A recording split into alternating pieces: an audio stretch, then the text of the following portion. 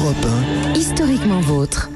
Et maintenant, Stéphane, vous prendrez bien un pesto saupoudré de pignon de pain. Le pignon de pain, voilà un produit à la mode, Olivier Pouls. Un produit à la mode et un produit comme le lait qui est extrêmement fragile, qui rancit très vite. Ah oui, je ne sais pas si vous avez constaté, le pignon de pain, une fois qu'on a ouvert le sachet, il faut se dépêcher de les manger parce qu'après quelques semaines, ça prend tout de suite, ça devient mou et ça prend une odeur un peu rance. Alors peut-être qu'on pourrait mettre des pignons de pain dans des Tetra Pak, si ça fonctionnerait. Pas mettre tout dans des Tetra Pak. Mais en tout cas, cette petite graine comestible est issue d'un arbre méditerranéen bien connu, qu'on connaît tous, en tout cas si on est allé dans le sud, c'est le fameux pin parasol. C'est lui qui donne naissance à ces pignons de pain.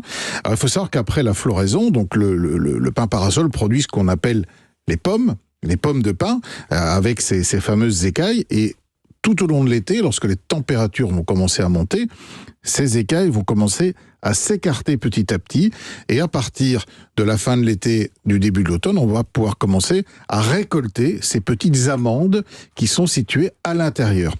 Alors c'est une récolte qui doit se faire à la main, qui est méticuleuse et qui est d'autant plus compliquée que chacune de ces petites graines est entourée d'une coque dure qu'il faut casser délicatement pour aller chercher le pignon à l'intérieur. C'est cher. Exactement.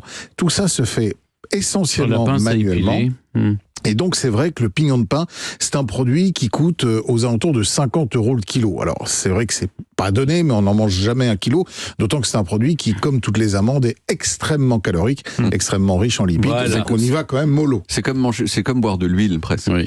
C'est de l'huile liquide, et c'est probablement pour ça que Stéphane en mange pas. Exactement, il y a de ça aussi. Mais je crois que c'est bon pour la santé, les amandes et les pignons. Alors c'est excellent pour la santé, mais si les pignons de pain, c'est excellent pour la santé, il y a plein de vitamines là-dedans pour y aller. Franchement Stéphane, arrêtez d'être sectaire comme ça avec les pignons, parce qu'ils ne vous ont rien fait. Et franchement, les petits pignons, ils sont délicieux. Je vais réviser mon jugement. Alors, comme beaucoup de produits, évidemment, les pignons de pain ont longtemps été utilisés pour leurs vertus médicinales. Alors, ils sont favorables, en tout cas, ils sont tout à fait favorables, je sais, pour lutter contre l'impuissance, figurez-vous. Oui, ils sont très bons contre la toux et même contre les ulcères. Alors, je ne sais pas très bien ce qui lie ces trois maladies, mais en tout cas, la consommation des pignons de pain a été longtemps considérée comme un médicament pour ces maladies. Alors, au Moyen-Âge, on les mélange aux amandes, aux pistaches, au miel et au sucre. Ça va donner ce qui est l'ancêtre du nougat. Et d'ailleurs, on trouve encore des pignons de pain dans le nougat. Et puis, autre recette, évidemment, qui requiert des pignons de pain, le fameux pesto, puisque le pesto est composé de basilic, de pignons de pain, de parmesan et d'huile d'olive.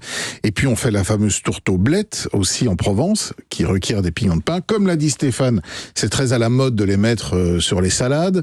Alors, on les fait légèrement torréfier dans une poêle et puis on saupoudre la salade, ça donne et du côté croquant et un petit côté boisé que moi j'aime beaucoup. Et puis je vous propose de faire une tarte aux pignons. Ça, c'est une pâtisserie facile à faire et vraiment délicieuse.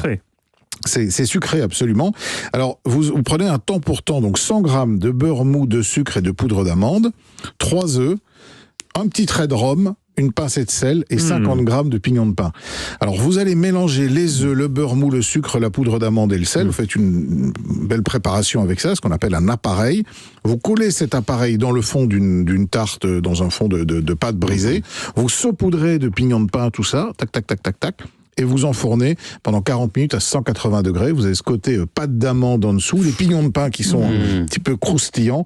Et j'ai bon espoir, mon cher Stéphane, de vous réconcilier, non pas avec votre balance, mais avec les pignons de pain, avec cette recette. Ah oui, vous êtes conquis, Stéphane. Oui, vraiment. Vous pourrez l'offrir demain matin à Nicolas Bétou.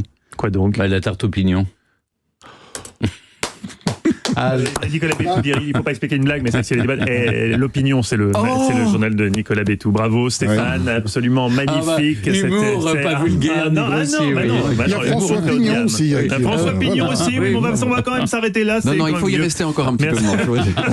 Merci Olivier, on retrouve toutes vos recettes sur le site europe1.fr.